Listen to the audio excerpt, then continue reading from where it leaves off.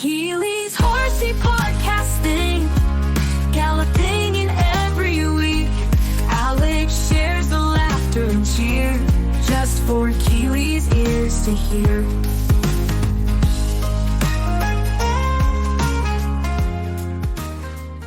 Nay there, listeners. Welcome to Keely's Horsey podcast thing, hosted by Alex Horseyman. Today, we're diving into something that absolutely blows my mind every time I think about it. The evolution of horses. I can't wait to take you on this incredible journey through 55 million years of equine history, from tiny forest creatures to the magnificent horses we know and love today. You know what's crazy. Our horse story begins with this little creature that would probably look more at home playing fetch in your backyard than galloping across plains. We're talking about Hyracotherium, or Eohippus if you want to get fancy with the names. Picture this, you're back in time, walking through a warm, humid forest, and this dog-sized animal with 4 little toes on its front feet and 3 on its back comes trotting by. That's our earliest horse ancestor. I know, wild, right? And here's where it gets even more interesting. Our planet started going through some major changes about 36 million years ago.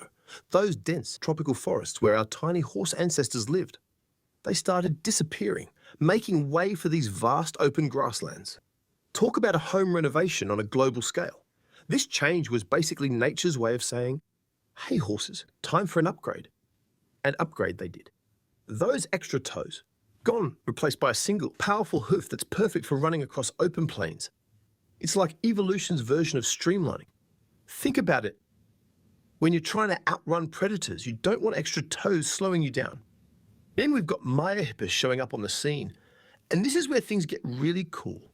This guy was like the evolutionary teenager of horses, bigger than its ancestors, starting to look more horse-like and developing teeth that could handle tougher grass. The fascinating thing is that for about 4 million years, Hyracotherium was hanging out with its smaller cousins. It's like having your family tree actually walking around together. Oh, and wait until you hear about Hyracotherium. This is where the horse story really starts looking familiar. Around 20 million years ago, this ancestor shows up, and now we're talking about an animal that would actually look pretty horse-like to us. Long legs, built for speed, and get this, they started forming herds. It's like they were reading ahead in the evolution textbook or something. By the time we get to what scientists call Equus about 5 million years ago, that's the genus that includes all modern horses. We've got animals that would look pretty familiar to us. 1 hoof, long legs, teeth perfect for grazing. It's like nature finally nailed the horse design after millions of years of prototypes. But you know what really changed the game? When humans came along about 5,000 to 6,000 years ago and thought, hey, these magnificent creatures could be really useful. I mean, can you imagine being the first person to successfully ride a horse? Talk about a legendary moment in history. That partnership between humans and horses, it literally changed everything. How we traveled, how we farmed, how we fought wars. Horses were like the original world-changing technology. And the coolest part, we can actually trace all of this through genetics now.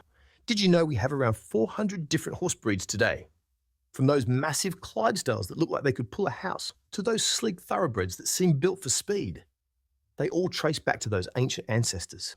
We've even got Przewalski's horses still running wild in Mongolia, giving us a glimpse of what ancient horses might have been like. The science behind all this is just incredible. We've got these amazing fossil sites, like the Asheville fossil beds in Nebraska, where entire prehistoric horse skeletons are preserved in volcanic ash. It's like a prehistoric snapshot frozen in time. Scientists can study these fossils and actually see how horses changed over millions of years. I mean, how cool is that? And get this, before humans started domesticating them, horses were these incredible ecosystem engineers. They shaped the land through grazing and migration, influencing everything from plant life to other animals' behavior. Even today, wild horse populations are still out there doing their thing, keeping their ecosystems in balance. Nature's landscapers, if you will. Though I've got to say, our relationship with horses hasn't always been perfect. All that selective breeding we've done over the years. While it's given us some amazing specialized breeds, it's also led to some health issues in certain bloodlines. It's something that really gets horse breeders and scientists talking. How do we balance all these amazing traits we've bred for with the health and well-being of these magnificent animals? But you know what really gets me excited? It's thinking about how this whole story connects. From that tiny forest-dwelling ancestor, through all those climate changes and adaptations, to the amazing partnership between horses and humans, It's not just about biology, it's about connection.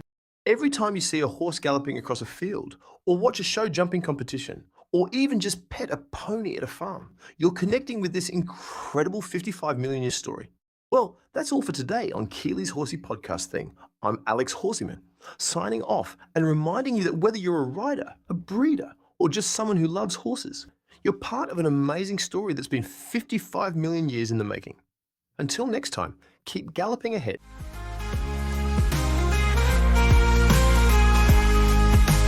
Clip clop goes the journey here. Keely, you've got nothing to fear. Your brother made it just for you. So here's a podcast fresh and new. Keely's Horsey podcasting, galloping in every week. Alex shares the laughter and cheer, just for Keely's ears to hear.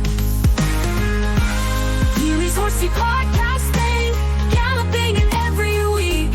Alex shares the laughter and cheer, just for Keely's ears to hear.